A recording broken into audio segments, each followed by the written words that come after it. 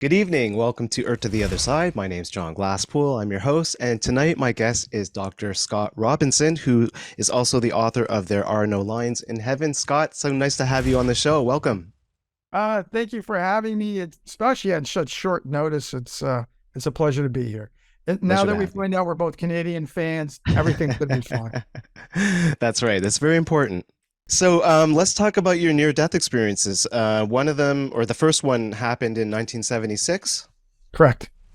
And if you want me to just chat on, uh, the first one happened 3 days after high school graduation. My dad was a car dealer in Jerome Avenue in the Bronx.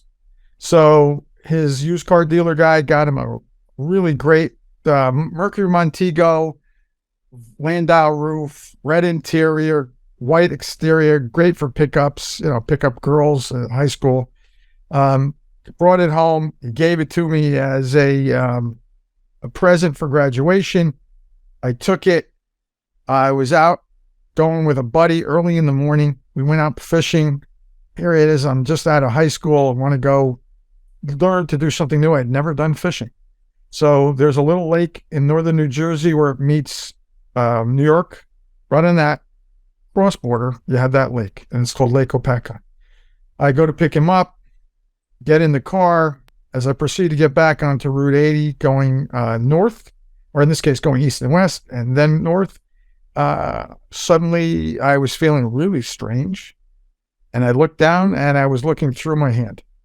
Next thing I know, I was going down a tunnel. And didn't really know what happened at that point, but I was extremely calm. I didn't even remember that I had been in driving a car.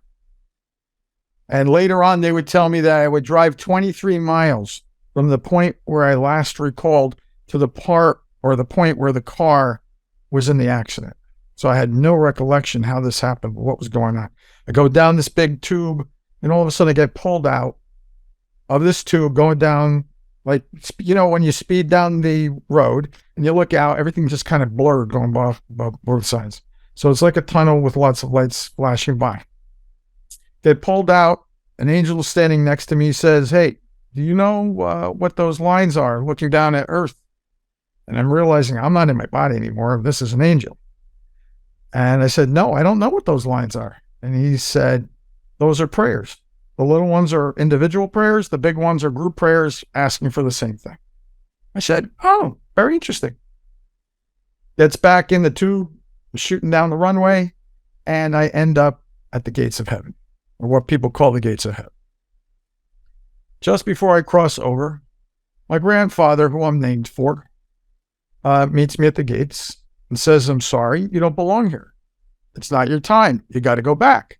And I went, "Oh, man, this is already a nice place. I haven't even crossed over to the other side yet." He said, "But before you go, I have somebody for you to meet." So he takes me into a room, and in that room is 4 people.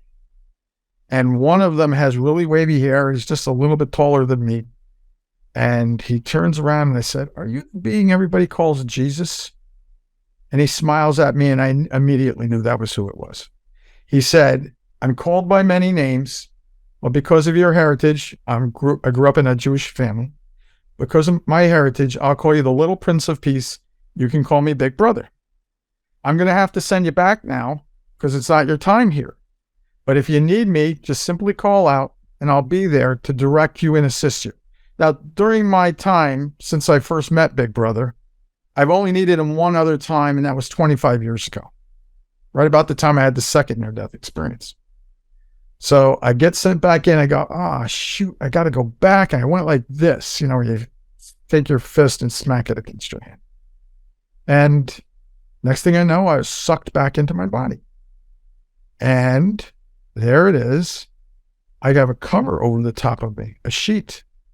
And it turns out that my mom and dad had been called by the state patrol, state super trooper, to come and identify my body because I was in the morgue. "Please come identify your son's body. I'm sorry he had an accident, but please come identify." So should they come? They pull the sheet back, and suddenly I sit up. "Hey, Mom. Hey, Dad. I met Grandpa. I met God." And their son is like, "Son, you had an accident. And come with us. We'll take you Now, I was not in the emergency room. Later on, I would ask my parents, "How come we never got a bill from the emergency room?" And they said, because they didn't put you in the emergency room. They put you in the morgue. And so I was getting ready to be put in the icebox until they identified my body. So I get to go to stand up to get off the table. I'm on the metal gurney. You ever laid on one of those things, they're really uncomfortable and they're cold. And I always said to my mom, did I have a toe tag on my foot? Because I always felt something was between my toes. You ever see cadavers? They usually have a toe tag. She said, no, the white sheet they stuck over the top of you stuck between your first and second toe. So you thought it was a toe tag. I went to get off the table and I had the absolute worst nauseating headache. They said, son, you had an accident. You hit your head. Come on with me. They walked hand in hand through the double doors, pushed me into the back seat of an old Volkswagen Jetta, because my dad sold Volkswagens. I laid down and they drove me home. The next day, I had an appointment with the neurologist at Montefiore Hospital in New York, because my dad worked on the block in the Bronx, their own Volkswagen. Doesn't exist anymore, but at the time it did. We were right down the block from Yankee Stadium. So they go through this whole thing. Now, it's 1976. They really don't know anything about near-death experiences yet, and they don't know what to do with me. They did all the Rorschach tests and all those other things. They knew I had a high IQ. They knew there was something different about me, but I didn't meet the qualifications. So they put my file in the back. My doctor's name was Dr. Barry Ludwig, who was the neurologist at the time there. Got my interview with him. He said, I'm going to have to tell you, no matter what happens, we suspect this one issue. We don't know really what occurred, but I'm going to have you stop driving for a while. He said, if you want to keep your license, you will voluntarily give up driving, and I'll be okay with that, and I'll allow you to keep it, but you can't drive. So I made a promise. Next thing I knew, because I wanted to go back to talk to him, because he was the most open person to listen to and to talk to, Barry Ludwig moves to Santa Monica and ends up at Santa Monica Hospital. So one of my motivations later on would be to come to California, because he's like my favorite doctor now. At least he's listening to me. All the other doctors blew me off, and I want to come back and visit him. All right, long story short, after this experience, don't know what to do. I have no clue what's going on. Nobody can explain it. And a book comes up. My mom says, I think you might find this interesting. And this is Life After Life by our famous author and Dr. Moody, right? Dr. Raymond Moody, a medical doctor. And he was studying to be a priest, by the way, before he became a medical doctor. And so when I finally got to meet him, he said, hey, I've never actually had a near-death experience, but I studied 3,000 of these things. And that was part of my thesis, was these near-death experiences. We had a lot of chats over the years. And his wife, Cheryl's a nice lady. So we got to talk. And then eventually one day, 40 years later, I would invite him onto my TV show. All right, let's fast forward. I'm reading all this stuff, don't know what to do, have bad headaches. I go to get work done by a chiropractor because nobody could take care of my headaches. It was a cranial sacral guy. He could work with my skull, he could work with my pelvis and all the other areas that were hurt. And it started to make me feel better. So I decided I'm going to go and become a chiropractor. I went past all my MCATs and all those other things, but MD's not listening to me. The chiropractors were. They made me feel better. I went and became a chiropractor. And I got it. Finished my college. Then I went to chiropractic college. Then I went on to postgraduate school. And I ended up in the country of Israel. And you'll read in the book some of the interesting things that happened when I was up on the Israeli Golan Heights with these beginning of unusual gifts and abilities. I began to start to see things around people, and especially patients who were wounded in battle. Here I am, I'm trying to help them, along with the other doctors I'm working with on the Golan Heights, and they're attempting to shoot at us from the other side. They got guns. I know. All I got is God. But I had this strange feeling, stay calm, you're always protected. And that's the feeling I had. One of the doctors asked me, if you want to know why we're wearing rifles, besides taking care of patients, I worked with a combat group that had 9 doctors and staff. On three Amtraks. They're called Zeldas, M113 Zeldas, ex-leftover armored personnel carriers left over from the Vietnam War that were sold to the Israelis. So the big red Mogen David dome on it, like we have a Red Cross, they have the Red Star of David. They said, go down to the border over there, go talk to that UN soldier, ask him why everybody's wearing guns. So I did. Walked down to this blue helmeted guy who was wearing an FLN, so a European Belgian rifle, and he's really nervous. And they said, I came down there because the doctors told me to give you a hello and talk to you. And he said, what I'm nervous about is not your Israeli doctors. On the other side of that hill over there, there's some Syrian tanks, and they're ready to roll over my exit point into Israel. That's what I'm nervous about. So I said, okay, excuse me. I'm going to go back. I'm going to tell my doctor friends and let them know. And the next thing they know, they called in an airstrike, and those tanks were destroyed. Later on, I would find out there was nobody in those tanks. They were in reserve, ready to be used either to protect them or to come back at the Israelis. I mean, I literally was on the border. I mean, I was on the last kibbutz before you go into the Syrian side. At this time, I'm in chiropractic college. I'm now in my intern and residency. And I've gone from a residency in Israel. I'm going back to the United States to work with the University of Chicago medical clinics there, because chiropractors in that state at that time, we got to go and do our clinic rotations the same way the medical doctors did. Things were much more open for chiropractors. I learned OBGYN and did acupuncture. I did all sorts of things there that California had a hard time with. So my first night in clinic in Downers Grove Hospital and my emergency room, because chiropractors had to go through EMT training. My first patient is dead on arrival, just like I was, dead on arrival. I'm doing CPR, working on the guy.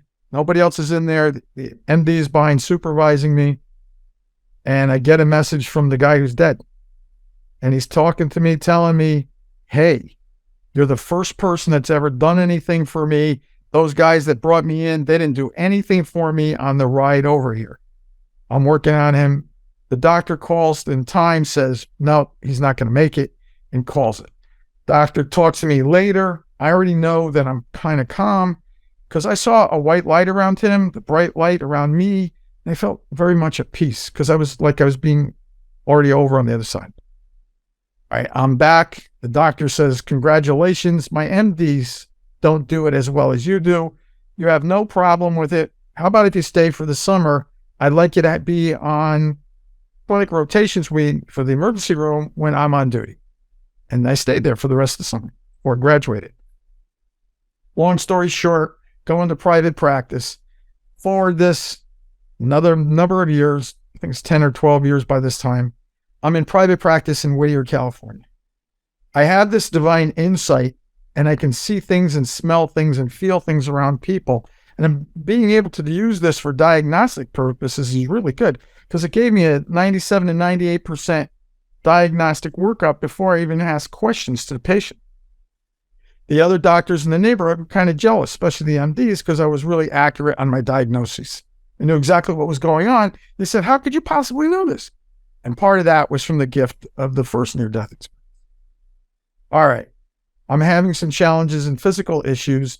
I become a pilot. I work as an agreed medical examiner. In those days, chiropractors could be agreed medical examiners in California. Today, we're called qualified medical evaluators, but then I was an AME. So I worked for the ME boards. Medical examiners work with cadavers. I'd had a lot of experience with cadavers and no fear working with dead people. It's part of my gift. I could see, hear, feel, and smell these people. So my own issues were having difficulties of things. I became quite ill. I'm coming down from one of my high altitude flights, practicing flying up at Big Bear Airport in Lake Arrowhead. It's cold weather, high altitude, low oxygen, and I begin to feel really strange, almost exactly the same way as I did many years before. I nearly pass out. I'm nearly black out.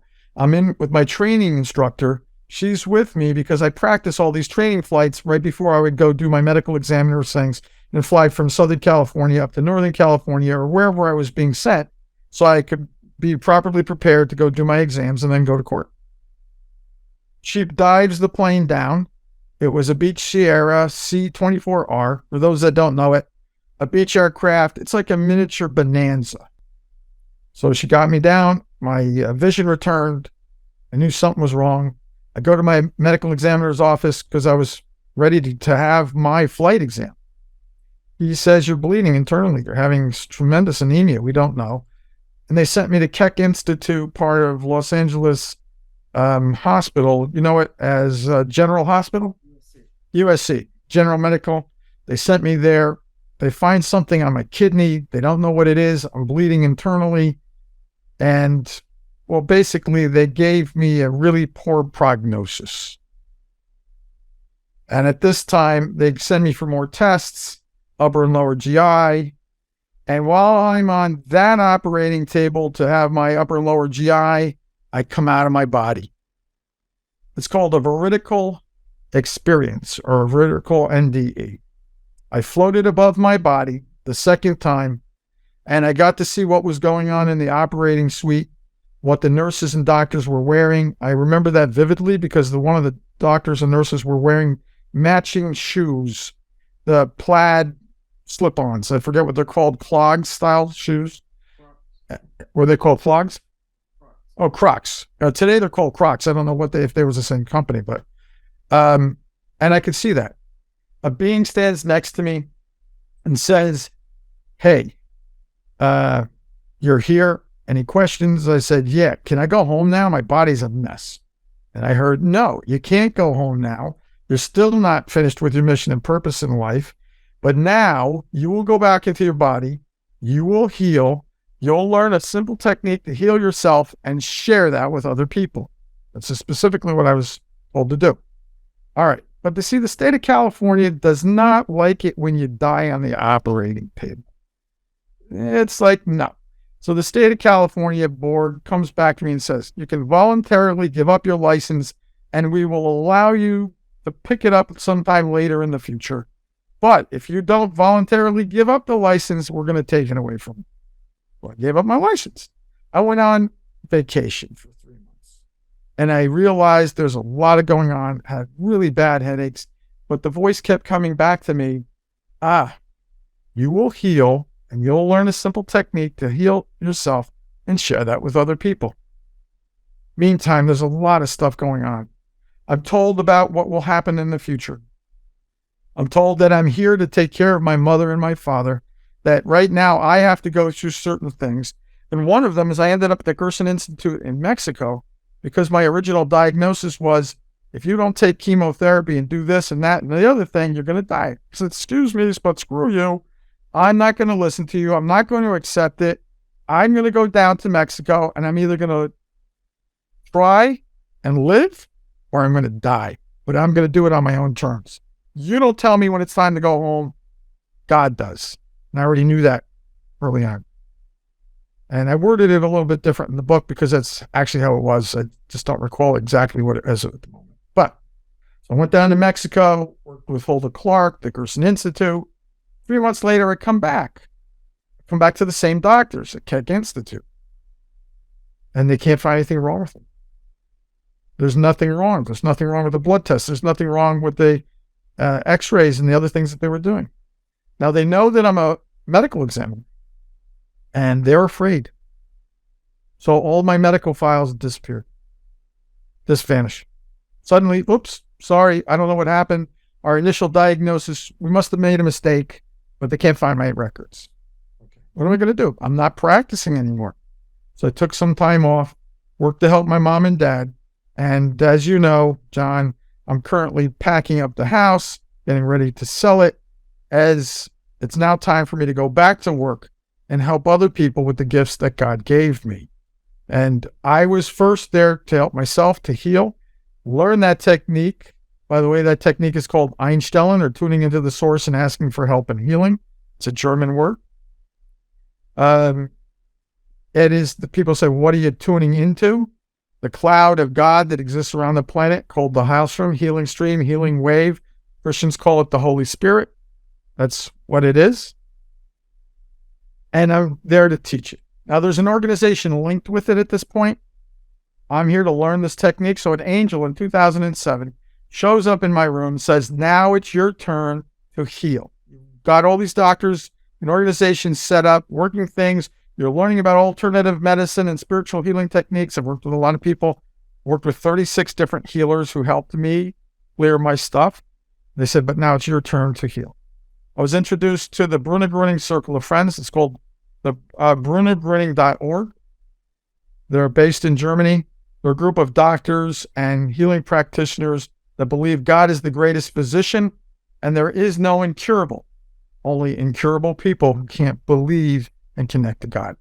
So this group, the MWF, or Medical Wirklichkeitsfreunde, proves medical miracles. Their job is to go and prove medical miracles associated with this technique called Einstellung, or tuning into the source. So one of the things I did, because I couldn't quite go back to work yet, was I volunteered to help the organization, so I did public relations. Now, so one of the things that not only have I had radio shows and TV shows from the book, but I had a lot of background in public relations because chiropractors could never rely on anybody to, refer them to anybody. We had to do our own PR. And in those days, it took me 17 introductions to people handing out cards to get one new patient. Since I've been in the circle of friends, it takes 4 cards to get one patient because my energy level's at a different level. Now, I talked about some of these gifts that I have. Some people call them psychic gifts. Some call them intuitive. Doesn't matter what you call them. They are gifts from God. They aren't me doing this. It's coming through me. 1, I can smell angels in the room. What does that mean? I know when the good guys are there. I know when the bad guys are there. Good guys, what do they smell like? Fresh lemon buds or grapefruit, oranges. When the buds are coming out this time of the year, you can smell such a beautiful fragrance. You ever been where there's tree after tree? The fragrance is just unbelievable. That's when the good guys are in the room. When the bad guys are in the room, it smells like an ashtray. I know immediately where they are. My sense of smell when it comes to those things is really heightened. And I can smell things mile away like a canary in a cave. I know when there's problems long way away from me. And it makes me extremely sensitive to stuff. Now, I've worked with a lot of things over the years, investigating all those things. I investigated 425 alternatives in the hopes to get my body better. But the one main thing I realized, the only thing that's going to help me heal, because I have a contract with God, is my spiritual techniques that I've learned. So I outline it in the book. There's 10 different options because the Brunner Circle of Friends is not going to be for everybody. There's Brazzo, the healing master, the healing gazer, all these things that I talk about that I had the pleasure of working with from the simplest and most natural form. Nature is the greatest healer. And I talk about in the book that the doctor I worked with in Japan studied forestology. Well, he found that T cells, killer T cells, could actually cause a tumor to shrink if you spent 3 days and 2 nights in the forest. As you know, it's getting tougher and tougher to find a forest that's not cut down for a housing complex or put up a parking lot type of thing. So you find a space, and they know that killer T cells level, they go up, and the tumors go down. So I did all these studies. I studied, like I said, 425 alternative, integrative, complementary, and spiritual medical techniques that really worked. Now, I have to say, 90% of them don't work. I only put in the book the 10% that did, and the book will never end. It will continually have a next edition. The edition that you're looking at is the 2nd edition on Amazon KDP. That book itself weighs 3 pounds, 11 by 8.5 inches, 374 pages, a lot of hypertext in there. But if you want really hypertext, it's going to be in the ebook variant. That'll be out on Mother's Day. The initial chapter or edition was out on Valentine's Day. It was to honor my mother and my father. Now, I'll bring into my mother and my father. I was told when I crossed over, I was there for them. On the other side, they showed me images of past lives dealing with my mom and dad. They were both my parents in a past life, and they were also my children in a past life. In a past life in the 1750s, they were my kids. I was a doctor working for Maria Theresa, the Empress of Greater Austria. And I went off to do my thing for the Queen, the Empress. My kids were home. They tried to follow on their own, being about 12 years old. They fell into a swollen river, cold in April. They got pneumonia. I couldn't get back to help them. They died before I get back. So in this life, I'm here to repay my mom and my dad. The last 17 years of their lives, I took care of them. And especially with my mom, right before she died, right before Christmas, she knew something was up. She was sleeping a lot. She was 97. And the last words out of her mouth were, "Son, remember I love you." 2.5 hours later, she'd be gone. Now, how did Einstein have anything to do with my mom? We practice this technique, Einstein, on a regular basis.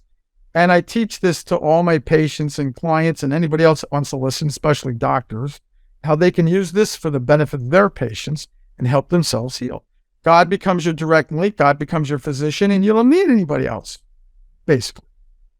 So that next day when I found her, she was frozen in time, bending over to the side, reaching out with her lips pursed. Now, my father, when he left the earth, said, "I will come back to pick you up and take you home when it's your time." And the realization was, my dad came. We knew the exact moment in time because her pacemaker shut off, and my dad and she split. My neighbor across the street, he's a sheriff. I can't really give his name other than his first name, which is written in the book, because, they don't kind of like their names mentioned and stuff. But he said, "I really thought you were full of shit when you told me about all of this stuff about near-death experience and miracles and helping people heal." He said, "I didn't believe a word you said till the 12 hours after my mom died." Apparently, he was outside on a cold night, December 22nd. He sees a light come down from the stars. He thought, am I looking at a UFO? What's happening? And this light appears, an orb to the left. Suddenly, he sees my mom and dad, looking 20 years younger, walking down the street, hand in hand, standing up straighter. My mom was bent over by this time. Turns to him, says, "Thank you, Brian. Bye-bye." Freaked him out so much, he ran into his house, took his heart medication because he thought my mom and dad were going to take him home. At the same time, he saw that orb reappear, grabbed my mom and dad, and poof, they vanished. He said, "Oh man, I must be hallucinating." Comes back outside, asks the neighbor across the street, what did he see? Because the neighbor was out at the same time. My other neighbor, Bob, said, "I saw you talking to a man and woman, but I couldn't see the front of him, so I don't know who you were talking to. I only saw the back of him. And suddenly this white light flashes by and they disappeared." He said, "I was going to ask you, what was that about?" So I had proof that my mom and dad were taken home. That was my dad's promise, "You can come back and take my mom."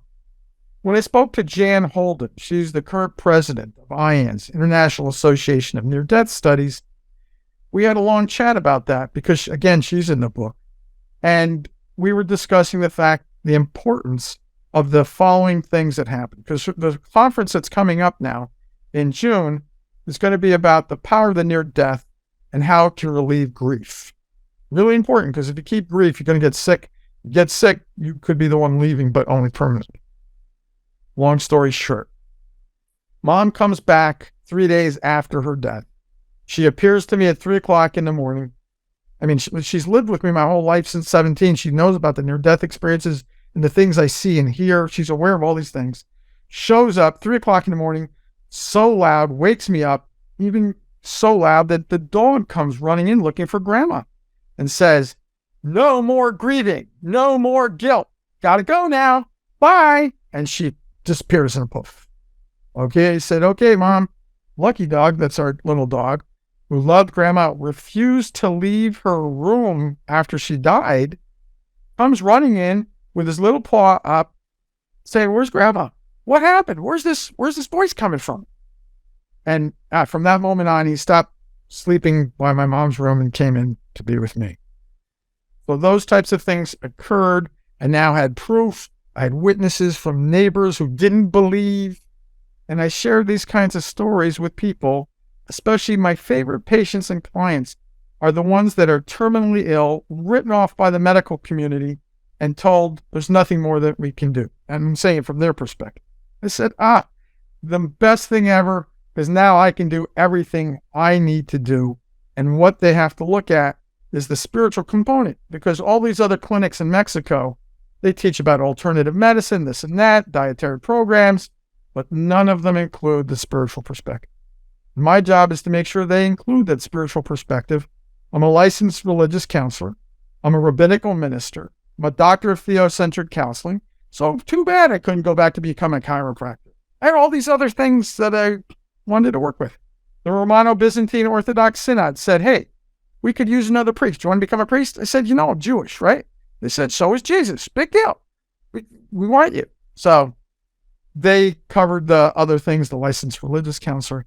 But the biggest thing is so few people understand, unless you have a family member who's had a near-death experience, or you've had a near-death experience, or in this case, you've studied near-death experiences. Bernie was my mentor from the time he invited me on a radio show right as I was graduating. We had a long talk about near-death experiences because he had had one when he was very young, didn't really recall it until he was going through Jungian therapy. And Bernie is 90, 91 years old, and he's still writing books. I think he's on his 18th book. And I had him on my TV show as my first guest, and he had me on his radio program. In those days, he was out of Connecticut. He still is. He's out in Connecticut. And all of these stories about all these people began to all of a sudden just show up in my life. And that's what happens with the near-death experience. People will just show up. They'll say, can I do this? Can I do that? I ask God, and I heard, no, wait. And then the person just shows up. Brings me to a key point, something called pods. You come down in pods, you go back in pods. These are people who want to have a similar experience. We all are pre-programmed to have near-death experiences on the other side. We come down. We may never meet each other in this lifetime, but I've been blessed by meeting one who's had a near-death experience almost identical to me. Her name is Doris Vargas. She's a healer in Rhode Island. She grew up a Mayan healer, didn't really want to take on the task that her ancestors had. She was killed in an accident, car accident, ended up in the morgue, and her parents came to pick her up in the morgue. So that is very rare to occur, and that it's divinely guided. And you'll read in the book how I am divinely guided to everything. I want to do this. God says, no, wait. Biggest, most important thing I hear all the time, no, wait. Because one of the things, we're on a schooling planet. And people go, yeah, what does that mean? You're here to learn and to get closer to God.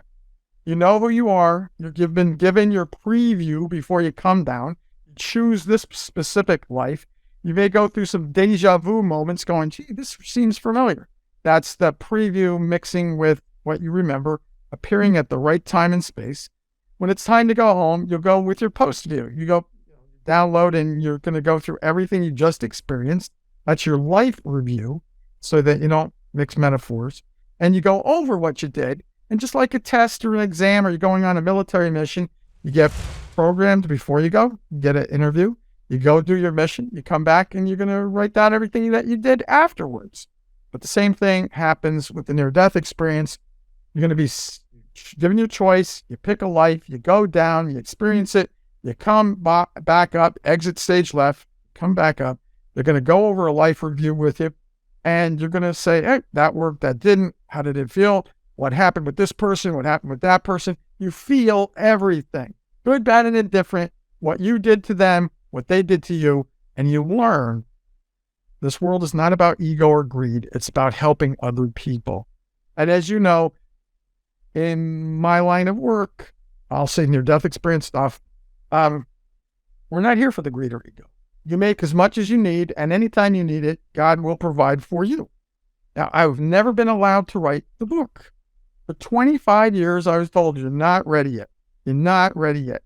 Well, 2 years ago, right before my mom began to go downhill very quickly, I was told, now it's time to write your book. Now, when most people are going to retire, you're going to go back to work, and the rest of your earthly life, you will be helping other people.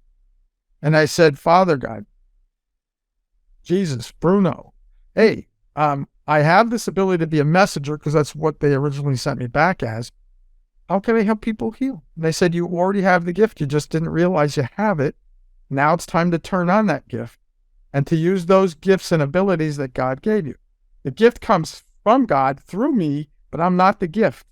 And as long as I do it without ego or greed, I would be given permission to write my story. And if I wanted my mom's story in the book because I knew that it was coming time for her to go home. So we were interviewed for a show in Brazil, but the show fell through. We never got on. So I said, Mom, I can't take any risks of losing this information. So she wrote this down. And when you read the end of chapter 1, you'll hear her story about coming to pick me up in the morgue with my dad. And then the story about what happened to her with the neighbors also after her passing.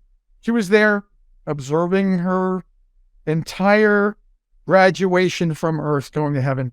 My grandnieces and nephews kept running back and forth saying, Grandma, Grandma, pointing in the kitchen behind her picture. We had this big picture for my mom to honor her. They knew Grandma was in the kitchen. Grandma was watching. So I said, Mom, you here? I heard yes. I said, is Dad here too? She said, no. She said, this is my time to watch my ceremony. He already has his. So after she split. And that was Mom on the way home. When you've come across a lot of others, I've seen some of the shows that you had, every one of us comes back with gifts. Are they the same? No. They're each independent. Now, my medical background with the alternative medicines that I've mixed with it, I can use my body as a tool to help people heal. I come in contact with the auric field, whether on the phone, on Zoom, or in person, and I can look at them, fall down the healing stream, and I begin to see everything that's around them. I touch the auric field. I know exactly what's happening, and I'll use an example. My friend's a fellow chiropractor. He's excellent at what he does, bioenergetic stress technique. He can diagnose anything, clear the emotions the patients are feeling. He said, I can't figure it out. I don't know what's wrong. This is one of those things. I'm calling you to come up here. Go do an interview with the patient. Immediately, I saw the auric field around them was dark on one side. I said, you've been hurt emotionally and forced to do something by 3 men, one more than the other 2.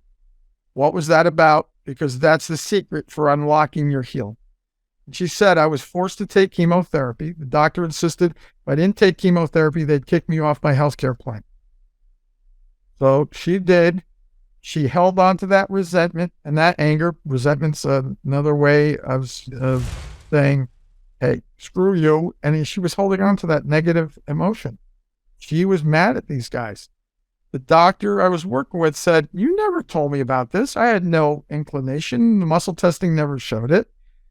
She said, I forgot. I didn't think anything of it. We cleared that from her because I can now clear the emotional field for a patient. It's called internal moving healing. One of my other instructors was Robert Harry Hover, internal moving healing. He worked with in Burma and helped himself heal. It's the monks there learn this technique. The monks are the doctors, the monks are the lawyers, and the monks are the religious priests. So he learned this technique and he Americanized it and taught me. Now that I knew how to push it out of myself, this called dark faint matter, now I can do this for other people. And I can easily pull it out of people, hold it out for her. She sat down on the table with the other doctor. They cleared the stuff, and now the lady's beginning to heal.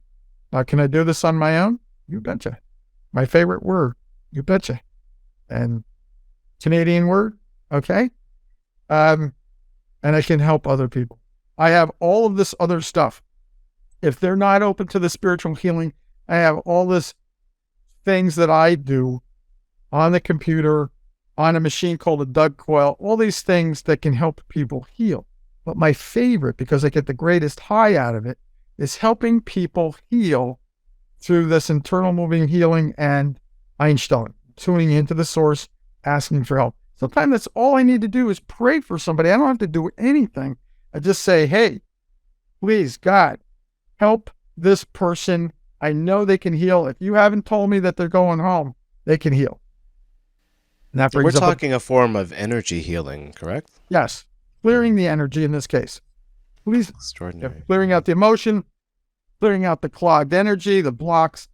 All right. Every human being has their filters, how they see, feel, hear, and understand. Now, my gift is very auditory. When they talk to me the other side, I hear them in here.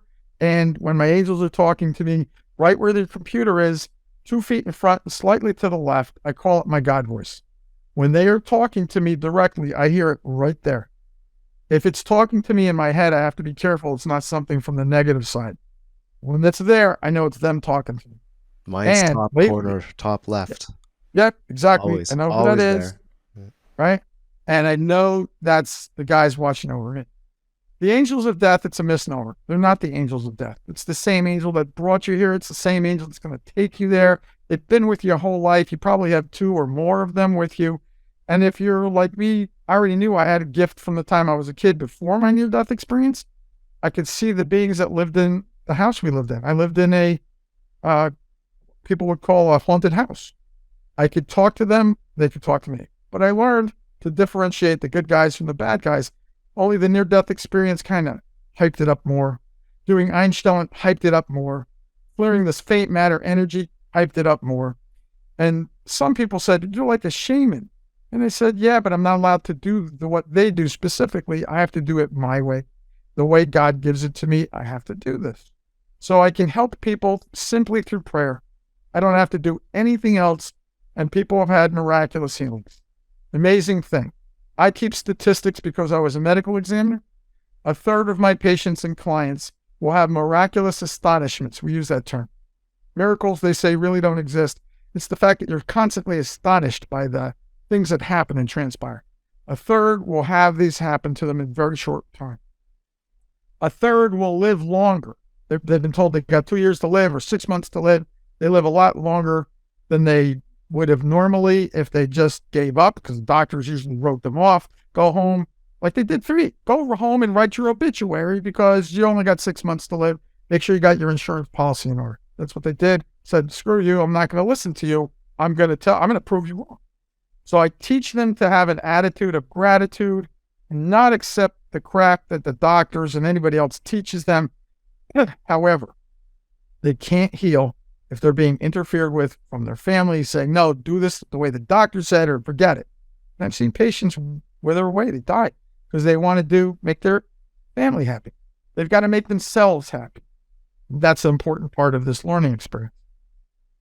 Yeah. So is what you're suggesting or encouraging is going with your intuition on how Go how you feel, not what you think, because this can be manipulated by the dark side.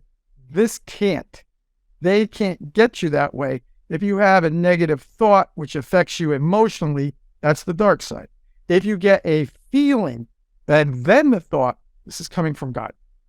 Now, going back to this learning planet, this is our schooling planet. What does that mean? God took all of the evil in the universe and put it on this planet and said, okay, you guys, you're evil. I give it to you. It's all yours. One caveat. I'm going to send my best, brightest, and most courageous children of God down to earth, and it's their job to overcome you and master this reality.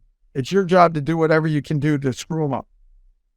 And when people start to wake up and remember what this planet really is and why you're really here, then you will figure out your mission and purpose in life. So the other thing I do with clients is I teach them their mission and purposes in life. If you don't know why you're here, you're going to go, what's the purpose? What's the reason? What do I have to do? So the first thing we get at them after clearing their emotional issues is teach them why God sent them here. Now, a lot of us near-deathers are completely confused. And so my specialty or subspecialty are children with near-death experiences. They don't know what to do with them. Their parents don't know what to do with them. And I become a tutor. It's one of my favorite things I'd like to do. Now, the other thing, of course, is I work with patients who have been written off, and I don't accept anybody being written off. Now, true, 1/3 of my patient load is going to go home very quickly when I work with them. 1/3 is going to have miraculous astonishments. 1/3 is going to live longer. 1/3, within 8 weeks, they're out of here. But usually I know real quickly if that's going to happen. Now, I know their exit date, or I'm not usually permitted to tell a person because that can really put a damper on them, especially. So one of the terms they tell me if I know they're going home is touch not my child. Those are the key words. Touch not my child means, through my filters and understanding, don't do anything to help him stay or her. Let them progress through the learning experience of the death, the so-called death, so that they can experience being closer to God that way. If I do that, if I interfere, bad karma. Now, that's another thing I learned. There really is no karma. Evil knows that there's no karma. Karma is a lie. You're not here to suffer. You are here to learn and struggle like a butterfly, a caterpillar of a butterfly. You know, you got to push him out. Did you know that if you cut the caterpillar's pupa open to allow him to come out, you know he'll die? Same thing on Earth. Your job is to struggle, not to suffer. If you're suffering, we're going to change your mindset.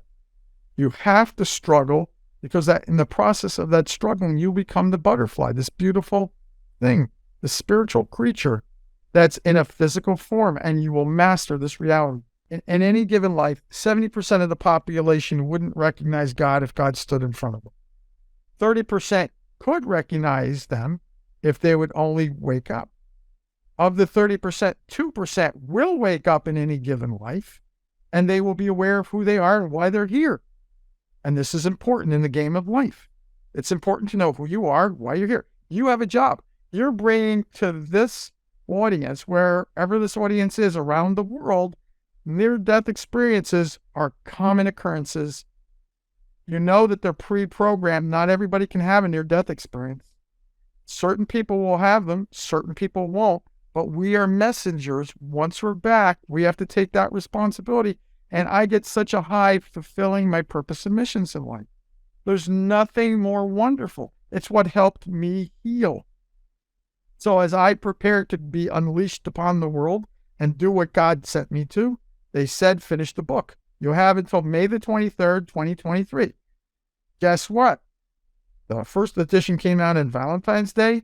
The book itself will come out on May 14th, which is Mother's Day this year, right? And I know sometimes these air differently. So this year that we're doing this interview, Mother's Day is May the 14th. And as a result, I will be going back to doing what God sent me to complete before it's my turn to return home. One thing you know, none of the near-deathers, we don't have the near-death, we don't have the death feeling. It's like death? No. The other side's more real. This is an illusion. Got to remember, it hurts when you hit your head against the windshield of a car and you have a big hole in your head, which I have, which covered over by the thing. So I have patients put their hand up here. They can feel there's a hole in my head, right? My dentist had to find my records. It was my dentist that could show that there was healing from an old injury and could prove the fact that something had happened to my head and the side of my face changed its shape over the years, affecting my teeth. It doesn't matter. Whatever you're here for, you will learn to heal yourself. Now, if the general audience listening to this, if you want to learn how to do Einstellung, I will, wherever you are in the world, in 137 countries, I will link you to the doctor that will teach you how to do this and the group that will share that with you. If you can't find somebody that's local for where you live, some places they don't have, I will teach it to you personally. But in the meantime, you need a prayer, I'll be there for you. You need an alternative practitioner, I'll be there for you or refer you out. We'll call it concierge medicine. So I have contacts of thousands and thousands of doctors in other countries. It's not about ego or greed, but if I have a contract to help someone heal, then I've got to help them heal. If I don't have that contract, I have no issue with ego. I know that doctor over there or that practitioner over there, they're there for you. I'll make sure you get to that person. The only choice is, it's your choice. Freedom of free will without constraint. Are you going to take the evil and the dark side? You can go towards the light. And that brings me to the next point and the final thing before I burn out your ears and the audience. And that is, we're coming up to an astrological event. Now, one of the gifts I do and I use is statistics and probability. Because of my background, I love statistics and probability. I had to prove my case in court. But what most people don't know is astrology has the same effect of statistics and probability. If you do certain things during this time, you have less of a probability of success. If you do things over here in this probability, you have a greater chance of success. I can be divinely guided. I don't need to look at the astrology. There's 6 different kinds of astrology to investigate. I just know I use this to instruct the patients on the good days and the bad days for them. You want to start something new? This is the good time for you. You want to have surgery? This is the best time for you. How did that come about? My dad had to have a pacemaker. I told the doctor, bad timing, you don't have anything during retrograde Mercury. He's going to end up having to do this over. Doctor said, oh, it's an old wives' tale. 3 weeks later, my dad got an infection. They had to take it out and redo it. The doctor was so frustrated he wouldn't talk to me ever again. I was told later that he was forced to retire early because he stopped listening to other people's suggestions. So I brought something up he didn't like. Now it helped my dad, and it helped me learn that I was really good at that too. Knowing the statistics and probability, I give the patient the best probability of success if they have to have surgery. Why? Because sometimes you have to have surgery. Bernie Siegel brought up an interesting comment. I said to Bernie, do you remember who you were and what you did? And he said, yes, I was a soldier and I killed people with the sword. And in this life, I had to heal people with the knife. Same thing. I have had an experience where if you have to heal, sometimes the only way is the traditional way, the medicine, and you have to go through surgery. Why? Because that doctor has to be given the opportunity to help you heal in this life for something he did to you in a past life. And this is voluntarily, not karmic, voluntarily through love, they have to fix you. So sometimes the God voice will say, hey, I can't help you. You got to go through this. And it's not just for you, it's for them. Okay. So what's happening in the near future? During July, August, and September. From July 7th through September 7th, we're having retrograde Venus. What does retrograde Venus means? A lot of things. Not a good time for having surgery on your face. Not a good time for love or money. It's going to be a big challenge. I call it the evolution revolution is coming up.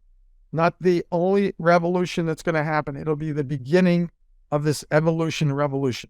We're going to go through a one world government. We're going to have one new monetary way of working together. We're going to have a one world army. It's not that's going to happen overnight. It's going to be the beginning of this.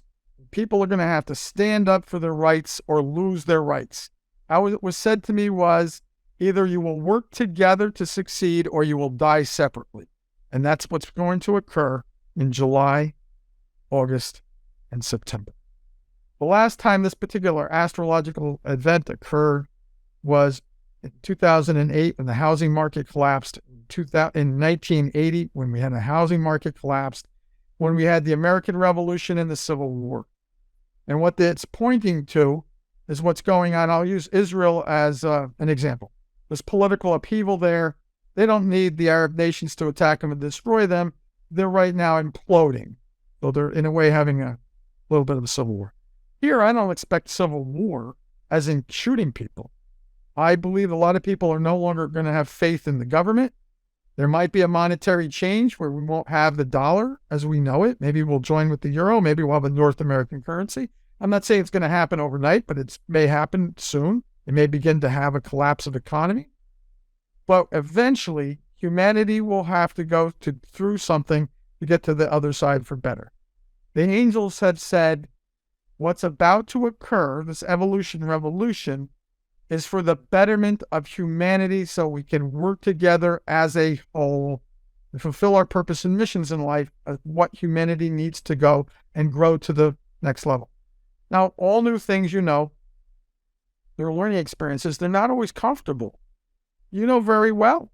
When you start something new, you don't want to really let go of the old stuff, but in the long run, it'll be better for all of us. Will it be comfortable? No. Will it be monetarily probably not easy? Yes. What will exactly occur? Don't know. We'll find out when we get there. You can have all the predictions you want, but one of the things you have to know as the observer and the listener is you don't have to accept anything from anybody, whether it's governments or a soothsayer or somebody that's a predictor of this is going to happen. Very rarely are they 100% accurate, but you can't change the outcome simply by saying, no, I don't accept that. We're not going to have nuclear war. We're not going to have a revolution of fighting people. It'll be a revolution for a mental thing where the God, the messianic being, will be waking up within us. And maybe this is the key by which that door will open and the coming of the second Messiah will be within us all. So we can make a difference, stand together, and say, we're not going to take this evil on this planet anymore. We're going to master this reality, and we're going to work together as a whole. I mean, I've had some of the people I've worked with who see into the future. They said, we're going to have another COVID-like event occurring in 2029. Another type of thing, only this one will be more deadly and wipe out a third of the population of the earth. A third will become immune to it. A third will die of war and starvation. And I said, whether it's going to happen or not, I'm going to say I'm going to not accept that because I don't want that negative energy there. It might happen, but I don't have to accept it. My reality is different. I'm used to having it different. The way people think and do things in this reality, my own brother, who's a psychologist, said, I don't understand your reality. It doesn't mean anything to me. I can't see, hear, or feel the things you're feeling or smelling. And it freaks out my brothers and my sister. It's just who I am in this reality and my spiritual filters. This is how I see things.